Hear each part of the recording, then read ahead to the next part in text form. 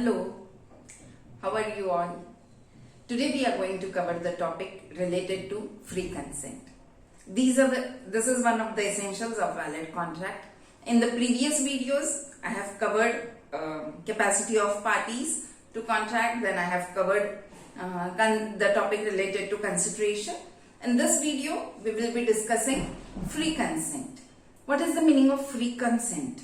Consent means सहमति. When you agree to what someone else said, that is said to be consent. And to give rise to a valid contract, it is very much essential that your consent should be free. Valid contract के लिए consent का free होना बहुत जरूरी है. Consensus at ADM means meeting of minds. When two people agree to the same thing in the same sense, it is said to be a meeting of minds, or it can be said to be consent. Now, it is equally essential that the consent should be free. To give rise to free consent, it should not be obtained through coercion, undue influence, misrepresentation, fraud or mistake. हम consent free है ये कब कहते हैं?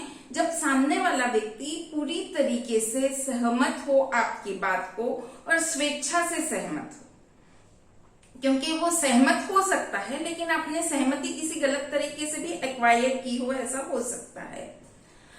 मान लीजिए कि आपके पास कोई बहुत अच्छा हैंडसेट है और कोई व्यक्ति वो हैंडसेट आपसे लेना चाहता है and he is asking it for 10,000 rupees, और आप कहते हैं कि नहीं मुझे बेचना ही नहीं है, बट फिर भी वो कहता है कि नहीं मुझे चाहिए. And then he keeps it that pistol. तो what will you do? You will agree. भाई 10,000 भी क्यों देता है, तो ऐसे ही ले जा, मैं तो मजाक कर रहा था. बराबर है. Now what is this? आप मान गए उसकी बात, आपने उसने जो कहा वो बात आप मान गए हैं, but is your consent free? नहीं, your consent is not free. Why? Because it was obtained at the gunpoint. Okay. So, to give rise to a valid contract, it is necessary that the consent should be free. यानी पूरी तरीके से बगैर किसी दबाव में आके या बगैर किसी तरीके से आपके साथ कोई फ्रॉड करके आपकी जब सहमति ली जाती है किसी चीज के लिए, आप स्वेच्छा से वो चीज मान्य करते हो, तब कहा जाता है that the consent is free. So which are the situations which give rise to means where we can say that the consent is not free? So it is coercion, undue influence, fraud, misrepresentation and mistake.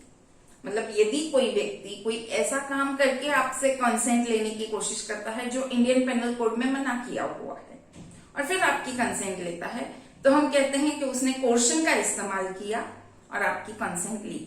यानी वैसा काम करता है या करने की धमकी देता है. अनड्यू इन्फ्लुएंस का एक सिंपल भाषा में हम कहेंगे कि कोई व्यक्ति एक डोमिनेटिंग पोजीशन पे है, उसने अपनी उस पोजीशन का इस्तेमाल करके आपकी सहमति ली है, तो वहां पे भी हम कहेंगे कि आपकी कंसेंट फ्री नहीं है. फिर third is when there is fraud.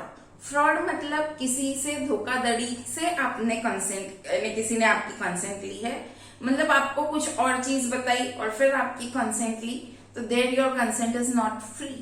उसी तरीके से मिसरिप्रेजेंटेशन, फ्रॉड हम ये कह सकते हैं कि fraud is intentional, misrepresentation is unintentional. Unintentional means the person who said the same thing to you, he himself believed that whatever he is telling to you is true. यानी उन्होंने जो भी बात आपको कही, उन्हें भी इस बात का विश्वास था कि वो बात सही है, ट्रू है, बट उनका इरादा आपको चीट करने का नहीं था. लेकिन जो उन्होंने कहा वो सही भी नहीं है, तो उसे हम मिसरिप्रेजेंटेशन कहते हैं. और mistake, you all know, mistake मतलब समझने में कुछ गलती हो गई, that is known as mistake. तो ये किसी भी इन 5 में से किसी भी तरीके से यदि कंसेंट ली जाती है, तो उसे हम फ्री कंसेंट नहीं कहते. हम कहते हैं कि the consent is not free because either it has been obtained by misrepresentation, it has been obtained by fraud, it has been obtained by coercion, or it has been obtained by undue influence, or there was some mistake when the agreement was being created. Now what is the effect? So the effect If the consent of the parties is not free, the effect is that the contract is voidable.